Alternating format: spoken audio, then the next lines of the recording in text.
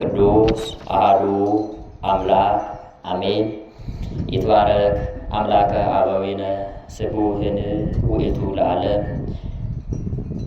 የአባቶቻችን አምላክ የእኛም አምላክ በምሕረቱና በቸርነቱ ትላንትን አሳልፎ ዛሬ ያደረሰን ኃጢአታችንና በደላችን ሳይቆጥርብን በምሕረቱና በቸርነቱ እስከዚች ሰዓት የጠበቀን ስሙ ከአጽናፈ ዓለም እስከ አጽናፈ ዓለም ከምድር እስከ ሰማይ በደቂቀ አዳም ሁሉ የተመሰገነና ከፍ ከፍ ያለ ይሁንልን።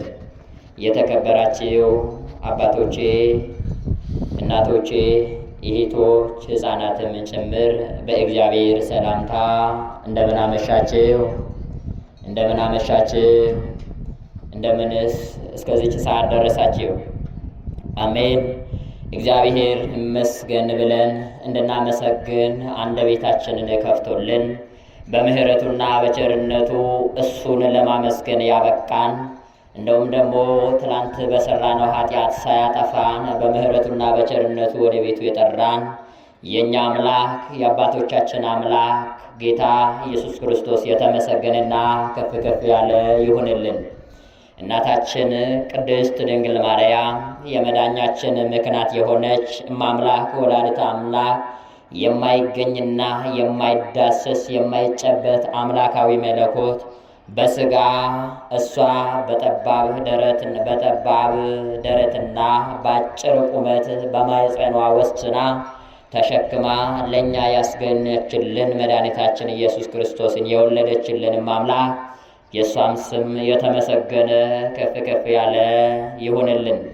ቅዱሳን መላእክቶቹ እኛ ወጥተን እንድንገባ የፈለግንበት ቦታ ደርሰን እንድንመለስ ጠብቆን ከጠላት ወጥመድና ከጠላት እንቅፋት ጠብቆን ወደ የቤታችን ወደ የፈለግነው ደርሰን እንድንደርስ የሚጠብቁን እንደውም ደግሞ ኃጢአት እንዳንሰራ ጠብቆን ወደ ጽድቅ ነገር የሚመሩን መላእክቶች ቅዱሳን ጌታችን ያከበራቸው እንደየክብራቸው በቅድስናቸው ይህንን ሃይማኖት አሳልፎ ሰጥቶን ሰማዕትነትን ተቀብሎ ሰማዕታት በደማቸው ይህንን ሃይማኖት ያወረሱን ሁሉ እግዚአብሔር ያከበራቸው የተመሰገኑና ከፍ ከፍ ያሉ ይሁንልን። የጽዮን ልጅ ሆይ አትፍሪ። ጌታችን ኢየሱስ ክርስቶስ በአንድም በሌላም ያስተምራል። ዛሬም በእኔና በእናንተ መካከል ዛሬ አምላካችን በመካከላችን ተገኝቶ ያስተምረናልና ሁላችንም በእግዚአብሔር ፈቃድ አብረን በጥሞና ትምህርቱን አዳምጠን በሕይወታችን አመዛዝነን ወይም ደግሞ የተማርነው ከሕይወታችን ጋር የሚያመሳጥረውና የሚመስለው ምንድነው? ለምንስ ተማርነ? የምለውን አይተነው ወደ የባታችን እንመለሳለን።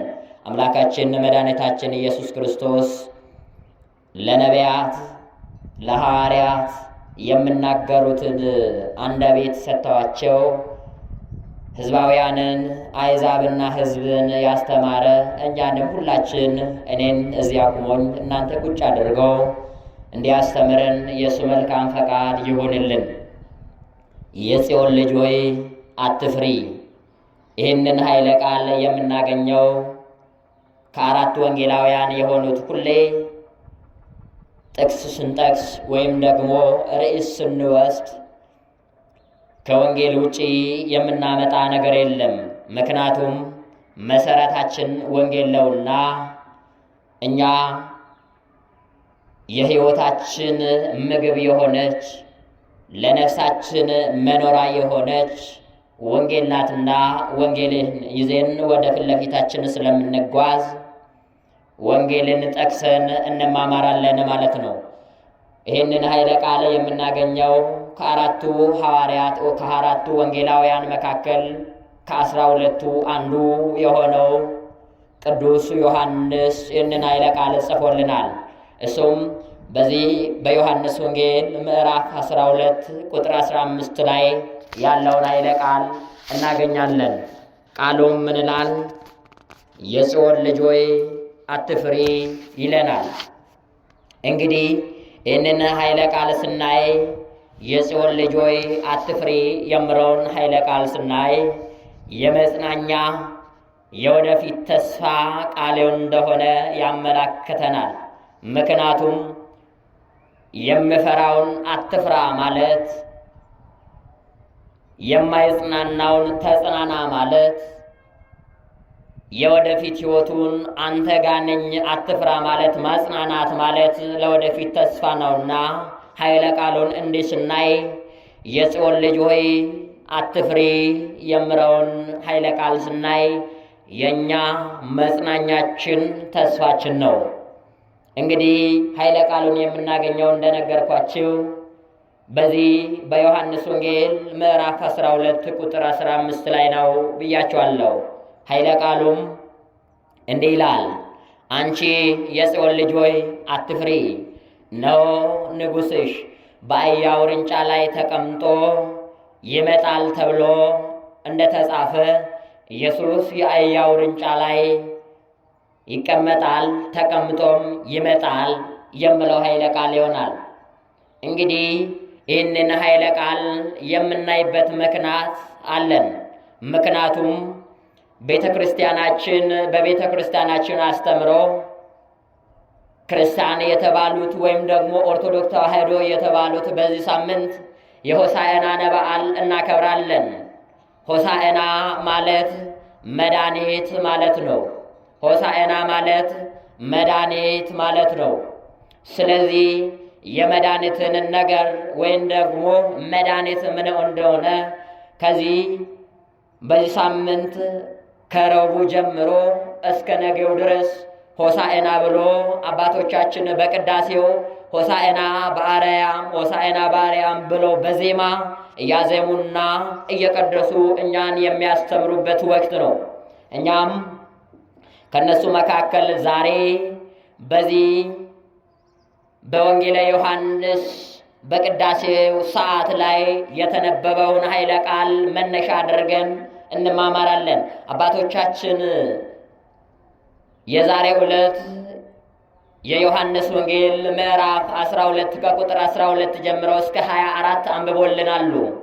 እንግዲህ እኛም ከምዕራፍ 12 ቁጥር 12 እስከ ቁጥር 24 ከሆነ ያነበቡት ከሱ መካከል ቁጥር 15 ላይ ያለውን ኃይለ ቃል አንስተን ትምህርታችንን እንማማራለን ማለት ነው። እሱም ምን ይላል? የትምህርታችን ርዕስ የጽዮን ልጅ ሆይ አትፍሪ የሚል ይሆናል። እንግዲህ ኃይለ ቃሉ እንዲህ ነው። እንደነገርኳችሁ በዚህ ከረቡዕ ጀምሮ እስከ ዛሬው ዕለት እስከ ነገው ዕለት ሆሳዕና ወይም ደግሞ የመድኃኒት ቀን ነው። መድኃኒት ማለት የሚያድን የሚፈውስ ማለት ነው። ሰው ከታመመ በስጋው ወይም ደግሞ በምድራዊ ነገር ሰው ከታመመ ወደ መድኃኒት ወደሚያድነው ነገር እንደሚሄድ መድኃኒት እንደሚያስፈልግ ለነፍሳችንም መድኃኒት ሊያስፈልገን የመድኃኒት ቀን ወይም ደግሞ የምንድንበት ወቅት በመሆኑ ሆሳዕና ብሎ አባቶቻችን ሰይሞልን። በተለይ በዚህ በጾመ አብይ ወይም ደግሞ ጾመ ውዳዴ ብለን የአብይ ጾም ብለን የምንጠራ 8ቱ ዕለታት ወይም ደግሞ ሰንበታት የምንላቸው 8ቱን ቀናት ቅዱስ ያሬድ በመጽሐፈ ድጓው እንዲሁም ደግሞ አባቶቻችን ከሱ ወርሰው 8ቱን ቀናት ዘርዝረው አስቀምጠዋል፣ ከነስማቸው ጭምር ከነትርጉማቸው። እሱንም መጽሐፍ ቅዱስን መሰረት በማድረግ ከነሱ መካከል እንግዲህ ነገ ከረቡዕ ጀምሮ እስከ ነገው ዕለት ሆሳዕና ብሎ ይታወሳል። እኛም እሱን አብረን ዛሬ እንማማራለን ማለት ነው። ሆሳዕና ማለት መድኃኒት ነው እንዳልኳችሁ። በወቅቱ አባቶቻችን ዛሬ ያነበቡልን በቅዳሴው ላይ በዚህ በዮሐንስ ወንጌል ምዕራፍ 12 ከቁጥር 12 ላይ ስናነብ በማግስቱም ወደ በዓሉ መጥተው የነበሩ ብዙ ሕዝብ ኢየሱስ ወደ ኢየሩሳሌም እንደመጣ በሰሙ ጊዜ የዘንባባ ዛፍ ዝርጣፊ ይዘው ሊቀበሉት ወጡ ይለናል። በማግስቱም ብሎ ይጀምራል። በማግስቱም ማለት ከምን ማግስት ነው? እንግዲህ ይህንን ቃል እናያለን። ሌሎች በዚሁ ኃይለ ቃል ይወስዱና የመጽሐፍንና የነቢያትን ነገር አታውቁምና ትስቷላችሁ ብሎ እንደተጻፈ እንዳንሳሳት ወደ ኋላም ወደፊትም ተመላልሰን ማንበብ ግድ ነውና በዚሁ በዮሐንስ ወንጌል ምዕራፍ 12 ከቁጥር 1 ብታነቡት ከፋሲካ በፊት አስቀድሞ በስድስተኛው ቀን ጌታችን ኢየሱስ ክርስቶስ ቢታንያ በምትባል አገር ላይ ሄዶ አልዓዛርን ከመቃብር እንዳነሳ ይዘረዝርልናል። አልዓዛርን ካነሳ በኋላ ታምር ከሰራ በኋላ ሞቶ በአራተኛው ቀን ከሞተበት ሰው በረሳበት ቦታ ካነሳ በኋላ እንደውም ደግሞ ወደ ስምዖን ቤት ሄደ ይለናል። ስምዖን ቤትም ብዙ ታምራት ሰርቶ ለምሳሌ ዘማዊት ናት ተብላ የተጠራች በኃጢአት የታወቀች ሰው የጠላት በእግዚአብሔርና በሰው ፊት እቺ ለእግዚአብሔር አትገባም እንኳን ለእግዚአብሔር ሰው ፊትም የተጠላች ናት ብሎ ሰው የናቃትን ሰው ጌታችን መድኃኒታችን ኢየሱስ ክርስቶስ በስምዖን ቤት ከነፍሷ በሽታ እንደፈወሳት በዚህ ኃይለ ቃል እናገኛለን። በዚህ በዮሐንስ ምዕራፍ 12 ላይ ከዛ በኋላ ይለናል። እንግዲህ ይህንን ታምር ካደረገ በኋላ በማግስቱም ብሎ የሚጀምረው ከዚህ በኋላ ነው። ይህንን ካደረገ በማግስቱ አይሁዳውያን ጌታችን ኢየሱስ ክርስቶስ ወደዛ እንደመጣ ከሰሙ በኋላ ወደሱ መጡ ይላል። ወደሱም ከመጡ በኋላ ስመጡ ዝም ብሎ አልመጡም። ማቴዎስ ይህንን ኃይለ ቃል ማቴዎስ ምዕራፍ 21 ቁጥር 1 ላይ ልታነቡ ትችላላችሁ። ማቴዎስ 21ኛ ቁጥር ላይ ጻፈ። ሉቃስ 11 ምዕራፍ ላይ ጻፈ። እንደውን ደግሞ ቅዱስ ማርቆስ ምዕራፍ 19 ላይ ጽፏል። ይህንን ኃይለ ቃል ደጋግሞ ጽፎታል ወንጌላውያን። ስለ ሆሳዕና ሆሳዕና ማለት ምን ማለት እንደሆነ መሰረቱ እንዲህ ነው። ጌታችን ኢየሱስ ክርስቶስ ከኢየሩሳሌም ወደ ቤተፋጌ እየሄደ ከፊት ለፊቱ ያለው ውርንጭላ ወይም ደግሞ አህያ ደቀ መዛሙርቱ ፈቶ እንዲያመጡለት ሁለት ደቀ መዛሙርቶች ወደፊቱ ላካቸው ይላል። ሁለቱን ሐዋርያት ወይም ደቀ መዝሙርት የሆኑት ወደፊቱ ላካቸውና ወደፊት ለፊት ሄዳችሁ በመንደር ውስጥ ታስራ ያለችው አህያ ፈታችሁ አምጡልኝ አላቸው። የአህዮቹ ባለቤት ከጠየቋችሁ ደግሞ ምን ታደርጋላችሁ ብትባሉ ስትጠየቁ ጊዜ ጌታቸው ይሻቸዋል ብላችሁ መልሱላቸው አላቸው። እንግዲህ ይህንን ኃይለ ቃል እየተረጎምን እንሄዳለን። ጌታችን ኢየሱስ ክርስቶስ ገና ወደ ቤተፋጌ ሳይደርስ ሁለቱን ደቀ መዛሙርት መላኩን ደቀ መዛሙርቶቹም የታሰሩትን ውርንጭላና አህያይቱን ፈትቶ ማምጣታቸው ትርጉም አለ። እንዲሁ አይደለም፣ በዋዛ አይደለም። በመጽሐፍ የተቀመጠው እንዲህ ነው። ጌታ ኢየሱስ ክርስቶስ ዳግም ከመምጣቱ በፊት ክህነት ያሉ ካህናትን ልኮልናል። እነሱ ምን እንዲያደርጉን? ከኃጢአታችን እንዲፈቱን። ውርንጭላና አህያ ማለት አዳምና የአዳም ልጆች የሆኑት ሁሉ በኃጢአት የታሰሩት ፈታችሁ ለኔ አምጡልኝ ምን ታደርጋላችሁ በምትባሉ ጊዜ ደግሞ እነሱ ጌታ ይፈልጋቸዋል፣ ለጌታቸው ያስፈልጋሉ። ስለዚህ ከኃጢአት መፈታት አለባችሁ ብላችሁ ከኃጢአት ፈታችሁ ወደ እኔ አምጡ ስል ፊት ለፊታቸው እሱ ሳይመጣ በፊት ለፊቱ ልኳቸው አምጡልኝ አላቸው። ዛሬ እንግዲህ ካህን አያስፈልገንም፣ መናዘዝ ንስሐ መግባት አያስፈልገንም የሚሉት በዚህ ይረታሉ ማለት ነው። ጌታ እኮ በፊት ለፊቱ ያለውን ውርንጭላ በራሱ እና ካንተ ላይ መሆን ለኔ ይገባልኛልና አንተና ወደ እኔ ብሎ አህያውን ጠርቶ አህያውን ወደሱ መጥራት ይችል ነበር። አያችሁት? ግን ምን አላቸው? ወደ ፊት ለፊት ሂዱና አላቸው። የታሰሩ ሁለት አህዮች አሉ፣ ውርንጭላና አህያቱ ታስሮ ነው ያሉ፣ ፈታችሁ አምጡልኝ አላቸው። ዛሬም ለኔና ለናንተ ባለፈ ሳምንት 5 መክሊት 2 መክሊትና 1 የተባሉትን ፈተን ስናይ ባለ 2 የተባሉት ካህናት ናቸው ብለን ፈተናል። ምክንያቱም ካህናት ያጠምቃሉ፣ ያቆርባሉ። ያመነ የተጠመቀ መንግሥተ ሰማያት ስለሚገባ እንደውም ደግሞ ሥጋውን የበላ ደሙን የጠጣ የዘላለም ሕይወት አለ። በዚህ በዮሐንስ ወንጌል ምዕራፍ 10 ቁጥር 56 ላይ እንደተጻፈ። ስለዚህ ምንድነው 2 የተባሉት ካህናት ከኃጢአታችን ያነጹናሉ፣ ያቆርቡናሉ፣ ያጠምቁናሉ። እኛ ደግሞ ከተጠመቅነ ሥጋውን ደሙን ከተቀበልን የእሱ ልጆች ነንና ለጌታ እናስፈልጋለን። ስለዚህ ምንድነው ካህናት ያስፈልጉናሉ ማለት ነው። ከእስራታችን ይፈቱናሉ ማለት ነው። አያችሁት? ጌታ እኮ በራሱ አምላክ ሆኖ ሳለ ሁሉ ነገር ማድረግ የቻለ ግን ምን አላቸው? ሄዳችሁ አምጡልኝ አላቸው፣ ላካቸው። ይህን ብቻ አይደለም፣ ውርንጭላና አህያይቱ በሕዝብና በአሕዛብ ይመሰላሉ። ይህ ማለት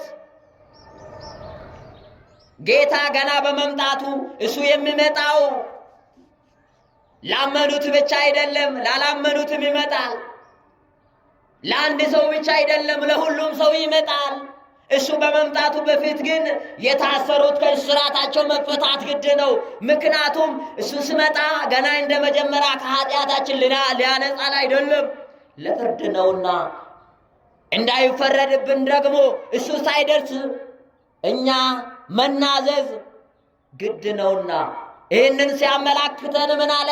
ፊት ለፊት ያሉትን 2ቱን ውርንጭላውንና አህያይቱን ፈቶ እንዲያመጡ ካህናትን ዛሬም ለእኔና ለእናንተ ካህናት ተልኮልናል። ዛሬም ለእኔና ለእናንተ ካህናት ተሰጥቶልናል። ማን ነው የተጠቀመበት? በጊዜው ንስሐ ገብቶ ከኃጢአቱ ተፈቶ ያለ ማን ነው? ወይስ እንደታሰርን እንድንሞት ነው?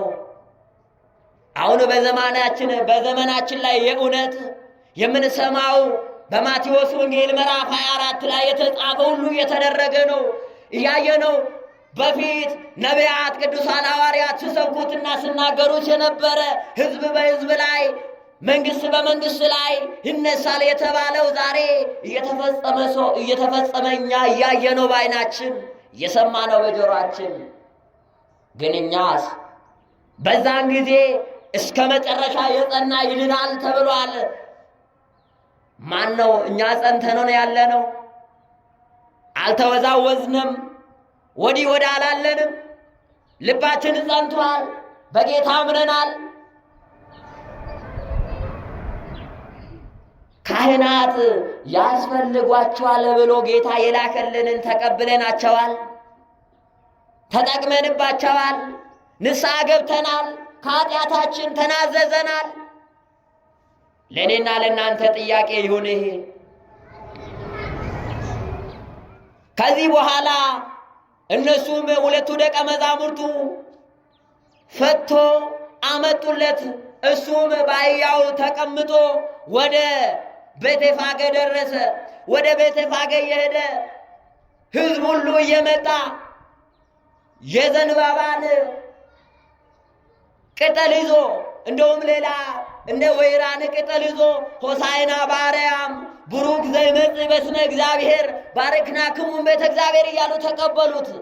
በእግዚአብሔር ስም የሚመጣ ቡሩክ ነው፣ በእግዚአብሔርም ቤት መረቅናችሁ እያሉ ጌታን ተቀበሉት። እኔና እናንተስ ጌታን እንዴት ነው የተቀበልነው? በኃጢአት ነው ወይስ ከኃጢአታችን ተፈተነው ነው? በእያንዳንዳችን ቤት ጌታ መጥቷል። ዛሬ ግን ማናችን ነው በንጽሕና የተቀበልነው? ግን ስንቶቻችን ነው ሆሳዕና በአርያም አንተ መድኃኒት ነው ሆሳዕና ብለን የተቀበል? ሆሳዕና ማለት መድኃኒት ነው ብለናል መጀመሪያ። ግን መድኃኒት መሆኑን አውቀን የተቀበልነው ስንቶቻችን ነው? አዎ የእውነት መድኃኒት ነው። ይሄ ማለታቸው ምንድነው? ሆሳዕና በአርያም መድኃኒት ከተባለ በሥጋ የታመሙት መድኃኒት ያስፈልጋቸዋል። አንተም በነፍስ የታመሙት ኃጢአት የሰሩት ለነሱ መድኃኒት ልትሆን መጥተሃልና ሆሳዕና በአርያም አሉት። አያችሁት? መድኃኒት ነህና ሆሳዕና በአርያም በእግዚአብሔር ስምም የሚመጣ ሁሉ ቡሩክ ነው ብሎ እየዘመሩ ጌታችን ተቀበሉት። ምንና ምን ይዞ? ዘንባባን ይዞ የወይራ ቅጠልን ይዞ ጌታችን ተቀበሉት። ምክንያቱም ሌላ ቅጠል ይዞ አይቀበሉትም ነበር። ቅጠላት እኮ ብዙ አሉ። ለምን ዘንባባና ወይራ ተመረጠ ልትሉ ትችላላችሁ። አዎ ዘንባባ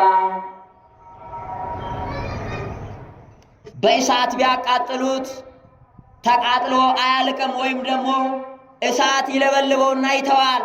አንተም ባሕረ መለኮት አይመረመርም፣ ሰው ቢመራመርም ሊደርሱብህ አይቻልም።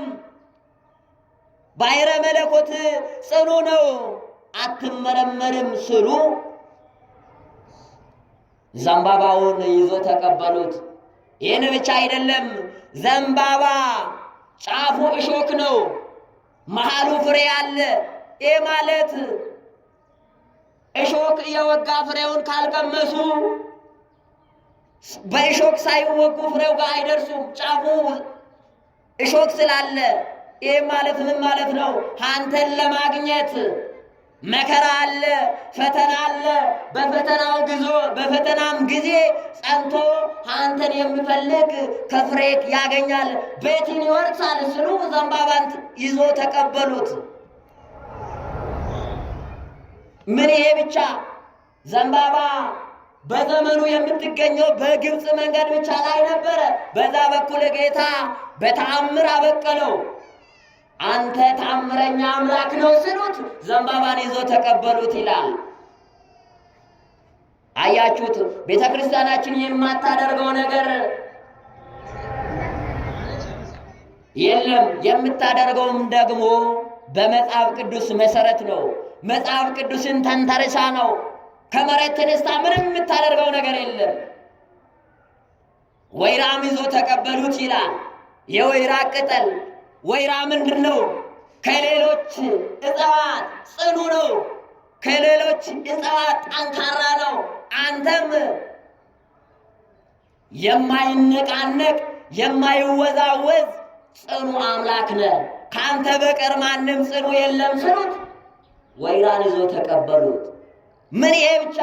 ወይራ ዘይት ይሆናል። ዘይት ብርሃን ነው። አንተ የዓለም ብርሃን ነው ስሉት ወይራን ይዞ ተቀበሉት። አያችሁት? ቤተ ክርስቲያናችን ለዚህ ነው የምታደርገው። ቤተ ክርስቲያናችን ይህንን መጽሐፍ ላይ አይታ ነው የምታደርገው። መሰረቷ መጽሐፍ ነውና እንደዚህ እያደረገች ታከብረዋለች። እነሱም በጊዜ የነበሩት አይሁዳውያን ሆሳዕና በአርያም ብሎ እሱ በአህያ ላይ ሲቀመጥ ምን አደረጉ መሰላችሁ? በአህያዋ ላይ ልብሳቸውን እያነጠፉ ምን አህያዋ ላይ ብቻ አህያዋ በምትሄድበት ፊት ለፊቷ እየሄዱ ልብሳቸውን እያነጠፉ ይቀበሉት ነበር። ይህም ምሳሌ አለ። ዝም ብሎ አይደለም። ልብስ ቢያነጥፉለት አይቆረቀርም። ምክንያቱም ምቹ ይሆናል ማለት ነው ስነጠፍለት። አንተም ለሚፈልጉት ሁሉ ምቹ ነው የሰሩት።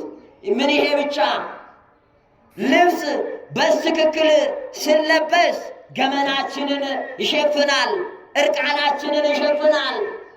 አንተም ኃጢአታችንን ሁሉ ደብቀ ኃጢአታችንን ሁሉ ትተልን የምትቀበለን እንደ ኃጢአታችን ያላጠፋን አምላክ ገመናችንን ያልገለጥከው አምላክ አንተ ነህ እያሉ ጌታን ተቀበሉት። እኔና እናንተስ እንዴት ተቀበልነው? ወይ ጌታ መጥቶ ያቅም ከኛ ቤት የለም። በ40ና በ80 ጌታን ተቀብለናል እኮ። በ40ና በ80 የተቀበልነው ጌታ እንዴት ነው ቤታችን እየኖረ ያለው? እንዲሁ እንደታሰርነ ነው? ከኃጢአታችን ተፈተነ ነው? ወይም ደግሞ ትናንት በሰራነው እሱን አራግፈነው ነው? ወይስ እሱን ይዘነው ነው? ዘመዶቼ በአሁኑ ሰዓት የእውነት ነው የምላችሁ ንስሐ ካልገባ ነው ወደ ቤተ ክርስቲያኑ ካልተመላለስ ነው ቀኑ ራሱ ይሮጣል። መች እንደሚመሽ መች እንደምነጋ አናቅም።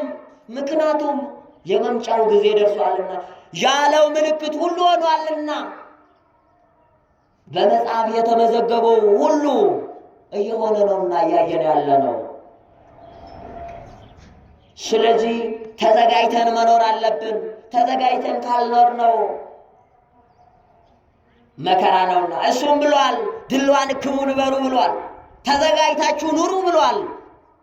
የኔና የእናንተ መዘጋጀት ሰው ለስጋው ለነገ የሚያስፈልግ ነገ ለሚበላው ነገ ለሚለብስ ዛሬ ገዝቶ ያስቀምጥ የለምን?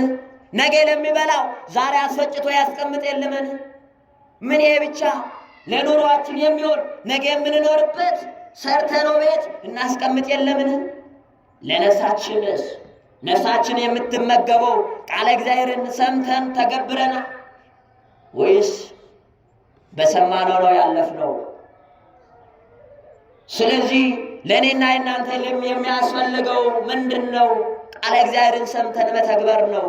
ለእኔና የእናንተ የሚያስፈልገው ከቃሉ ጋር መራመድ ነው። አዎ ከቃሉ ጋር ካልተራመድን የእውነት ነው የምላችሁ አሁን 2 ወር የጾምነው ጾም እንዴት እንዳለቀ ታውቃላችሁ? ጊዜው አላጠረም? ቅርብ ነገር አልመሰለም ወይ? ቀኑ ገሎ ነው። የጎደለ ቀን አለ? የለም እኮ ሄዷል። ግን ቀኑ አለቀ። ነገ ሆሳዕና ነው። ከዛ በኋላ በቃ የለም ሕማማት ነው፣ አለቀ። ንስሐ ሳንገባ ዛሬ ነገ እያልን ኃጢአታችንን ይዘን አረጀን እኮ። ስለዚህ ወገኖቼ ከዛሬው የመዳነ ቀን ዛሬ፣ ከዛሬው መች አሁን ነው ብሏል። ስለዚህ ለመዳን ጊዜ አያስፈልግም፣ ለመዳን ቀጠሮ አያስፈልግም። ተዘጋጅተን መኖር አለብን። አለበለዚያ ቀኑ አይታወቅም። ለስጋችን እንደዚሁ ቅድም እንደነገርኳችሁ ተዘጋጅተን እንደምንኖር ለነፍሳችንም ተዘጋጅተን መኖር ያስፈልገናል። ይህንን ካላደረግነው ደግሞ ለራሳችን ነው፣ ለሌላ ሰው አይደለም።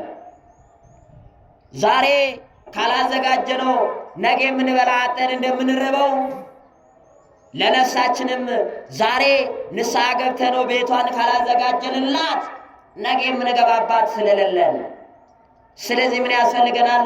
ለነፍሳችን ስንቅ ያስፈልገናል። የነፍሳችን ስንቅ ደግሞ መጾም፣ መጸለይ፣ ቤተ ክርስቲያን መመላለስ፣ የሰማነውን መስራት፣ ስራ ላይ ማዋል። አለበለዚያ ለነፍሳችን ስንቅ ገና ቆፍሬ ነው የምናመጣ ነገር የለም። ለነፍሳችን ስንቅ ደክሜ ነው የምናመጣ ነገሮች የሉንም። የምንሰማው መተግበር ነው የነፍሳችን ስንቅ። ከዚህ በኋላ ጌታችን ኢየሱስ ክርስቶስም ወደ ቤተ ፋጌ በደረሰ ጊዜ ይላል። ወደ ርዕሳችን ስንመለስ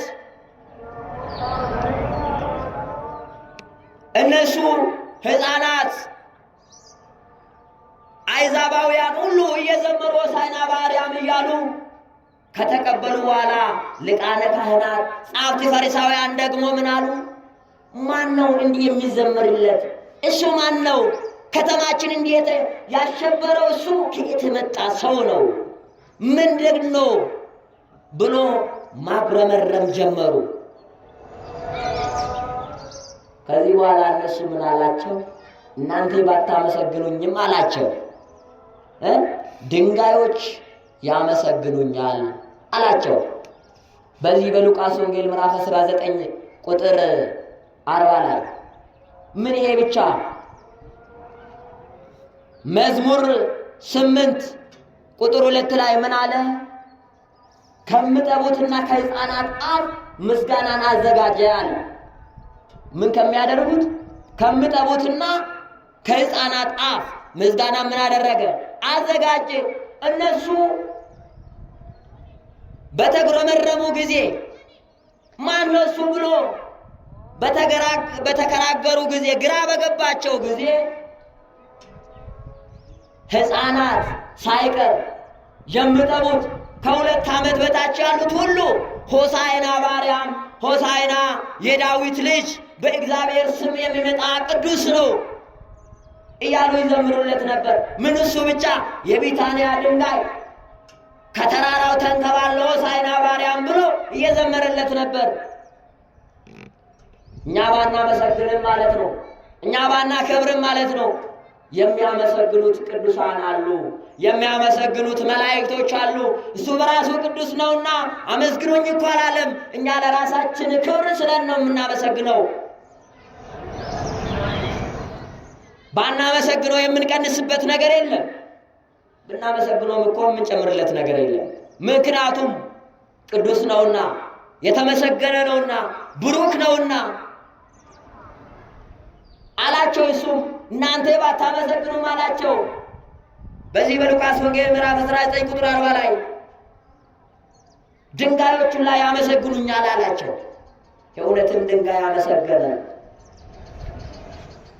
እኛ ባናመሰግንም፣ እኛ ባናከብርም፣ ቤተ መቅደሱ ባንመጣ፣ መስራት በኩራታችን ባንከፍልም ጌታ ቅዱስ ነው፣ የማይሻር ነው፣ የማይቀነስበት ነገር የለም። ግን ለራሳችን ክብር ሲባል፣ ለነፍሳችን መዳኛ ሲባል ቤተ ክርስቲያን እንመጣለን፣ እንመጸውታለን፣ እንጸልያለን፣ እንጾማለን፣ እንሰግዳለን ማለት ነው። ከዛ በኋላ እየሄደ ወደ ቤተ መቅደሱ ደረሰና 3 ጊዜ በውርንጭላ ላይ ተቀምጦ 3 ጊዜ ዞረ። ምን እያለ? አንቺ የጽዮን ልጅ ሆይ አትፍሪ፣ እነሆ ንጉሥሽ በአህያ ውርንጫ ላይ ተቀምጦ ይመጣል እያለ 3 ጊዜ ቤተ መቅደሱን ዞረ ይለናል። 3 ጊዜ መዞሩን የአብ የወልድ የመንፈስ ቅዱስ ምሳሌ፣ አንድ ውርንጭላ ላይ ተቀምጦ መዞሩን የአንድ አምላክ ምሳሌ፣ አንድ አምላክ መሆኑን ምሳሌ። ይህ ምንድን ነው? ከኃጢአታችን የሚያነጻችው እኔ ነኝ፣ አብ ወልድ መንፈስ ቅዱስ። በአገዛዝ በአምልኮት በፍቅር በመግቦት አንድ አምላክ በስም በአካል በግብር 3 የሚያድናችው እኔ ነኝ ስለን 3 ጊዜ ቤተ መቅደሱን ዞረ። ምን እያለ? አንቺ የጽዮን ልጅ ሆይ አትፍሪ፣ እነሆ ንጉሥሽ በአህያ ውርንጫ ላይ ተቀምጦ ይመጣል እያለ 3 ጊዜ ዞረ። እኛም ዛሬ ሆሳዕና ብለን ስናከብር ጌታችን ኢየሱስ ክርስቶስ ያደረገውን ታምራት ሁሉ እያየን እያደረግን ቤተ መቅደሱን 3 ጊዜ እየዞርን እየዘመርን ሆሳዕና በአርያም በእግዚአብሔር ስም የሚመጣ ሁሉ ብሩክ ነው እያልን ይህን እናደርጋለን። ማንን መሰረት አድርገን? መጽሐፍ ቅዱስን መሰረት አድርገን ማለት ነው። መጽሐፍ ቅዱስን ተንተርሰን። ስለዚህ የዛሬው ዕለት አባቶቻችን በቅዳሴው ሰዓት ያነብቡልን ኃይለ ቃል ነው። ይሄ ቃል ከመሬት ተነስተን አይደለም ያመጣ ነው። ይሄን ብቻ አይደለም፣ ከረቡዕ ጀምረው እስከ ነገ ዕለት ሆሳዕና የሚከበርበት ቀናት ነው። ይሄ ሳምንት በይበልጥ ደግሞ ነገ ጌታችን ኢየሱስ ክርስቶስ ያደረገውን ተአምራት ሁሉ እኛም እሱን እያሰበን እናደርጋለን ማለት ነው። ነገ በአባቶች እንደው ግን ደግሞ በሰባክያነ ወንጌል ብዙ እንማራለን ከነሱ ጋር። የዛሬው ዕለት ግን እኛ መሰረቱን የምንይዘው አንቺ የጽዮን ልጅ ሆይ አትፍሪ፣ እነሆ ንጉሥሽ በአህያ ላይ ተቀምጦ ይመጣል ያለንን ኃይለ ቃል ነው። ይህ ማለት ምንድን ነው? ንጉሥ የተባለው ማን ነው? አህያይቱስ ማን ናት? የጽዮን ልጅ የተባሉትስ ማን ናቸው የምለውን ነው። ጽዮን በቤተ ክርስቲያናችን በሶስት አራት ተፈቷል። በአራት ነገር ተፈቷል። በተራራው በእናታችን በቅድስት ድንግል ማርያም፣ በከተማይቱም በሰውም። እንግዲህ የጽዮን ልጅ ማለት የከተማይቱን ነው። ይሄንን የፈታ አትፍሪ ያለንን እኛ ሁላችንን ነው። ፍርሃታችን ምንድን ነው? እኛ የምንፈራው በኃጢአታችን እንዳንሞት የነፍሳችንን ነገር እንዳያሳስበን ንስሐ ገብተን ዛሬ ለነገ ሕይወታችንን ስንቅ እንድናዘጋጅ ነው። ፍርሃታችን እንድርቅልን፣ ለሥጋችን ብቻ ሆነን ለነፍሳችን ቦታ እንዳናጣ። አትፍሩ፣ ንጉሥ ይመጣላቸዋል። ንጉሡ ማን ነው? ክርስቶስ ኢየሱስ መድኃኒት ነው። ሆሳዕና ብለን የጠራ ነው። አንተ መድኃኒት ብለን የጠራ ነው። ቅድም እንደነገርኳችሁ ሆሳዕና በአርያም ብሎ የተቀበሉት ሕፃናት ንጉሡ እሱ ክርስቶስ ይመጣል። እሱ የሚመጣ ደግሞ ቅድም እንደነገርኳችሁ ለሕዝብም ለአሕዛብም፣ ላመኑትም ላላመኑትም፣ ለአንድም ለሁሉም። ግን በመጣ ጊዜ ዝም ብሎ ስለማይመጣ እኛ እሱን ለመቀበል ተዘጋጅተናል ወይ ነው። አትፍሪ የተባልነው አትፍራ የተባልነው ፍርሃታችንን አርቀናል ወይ? የኔና የእናት ፍርሃት ምንድን ነው? ፍርሃታችን ምንድን ነው? በኃጢአት መሞት ነው። ፍርሃታችን ምንድን ነው? ሲኦል መግባት ነው። ከቤቱ መለየት ነው። ከቤቱ ከተለየን ሲኦል ከገባን የእሱ ልጆች አይደለንም። ምክንያቱም በኃጢአታችን ወድቀናል፣ ሞተናልና፣ እንደታሰርነ መጥቶብናልና። የምፈታን እያለ በእስራት መሞት የለብንም ማለት ነው። አያችሁት? የምፈቱን ካህናት በመካከላችን አሉ። ስለዚህ በኃጢአታችን መሞት የለብንም። እናንተ በኃጢአት መሞት የለባችሁም ስለን ሲያስተምረን ሲያመላክተን እሱ ሳይመጣ በፊት በመምጣቱ በፊት ካህናትን ላከልን። እኛን ደግሞ በካህናቱ እጅ ተናዘን መንግስቱን እንድናገኝ ማለት ነው። ዛሬም መንግስቱን ለማግኘት ጽድቁን ለመውረስ ልጆቹ ለመሆን ከቤተሰቡ ለመቆጠር የሰማነውን መተግበር አለብን። አለበለዚያ ዓለም አስመስሎን ዓለም አሳይቶን ዛሬ ሰጥቶን ነገ ከሚወስድብን ዛሬ አሳይቶን ነገ ከሚደብቀን ነገር አታሎን ወደ ቤቱ ይወስደናል ማለት ነው። እኛ ደግሞ በዓለም ተታለን ሳይሆን ዓለምን ንቀን ወይም ደግሞ በዓለም ሳንጠፋ በዓለም እየኖርን ከልባችን ዓለምን አውጥተን የመንግስቱ ወራሾች መሆን አለብን ማለት ነው። ጌታ የመንግስቱ ወራሾች ያደረገን በተማርነው 30 60 100 ፍሬ እንድናፈራ የእሱ መልካም ፈቃድ ይሆንልን። ወስብሐት ለእግዚአብሔር።